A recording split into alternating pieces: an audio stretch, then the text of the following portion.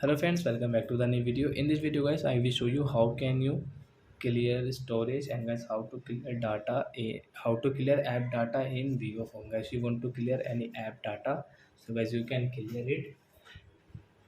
And guys, how to clear guys, I will show you guys. Let's see how to clear it.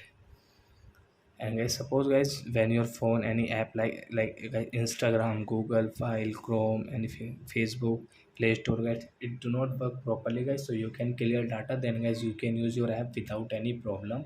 And guys, let's see how to clear data. So example for guys, we will take any app data. So guys, I am going to show you guys this file app data. So guys, press it and guys click on app info. After that guys, you can see storage and cache. Then guys you can see clear storage. And guys, don't worry guys, nothing will delete in your phone guys. If you think we will click on guys clear storage, so guys everything will delete. No, not friend. Guys, only clear storage, then guys you can use your app without any problem. So guys, we will click on guys clear storage and guys okay. So guys, don't worry guys, nothing will delete in your phone guys. You can check guys all videos and file guys we have in our Vivo phone guys, you can see.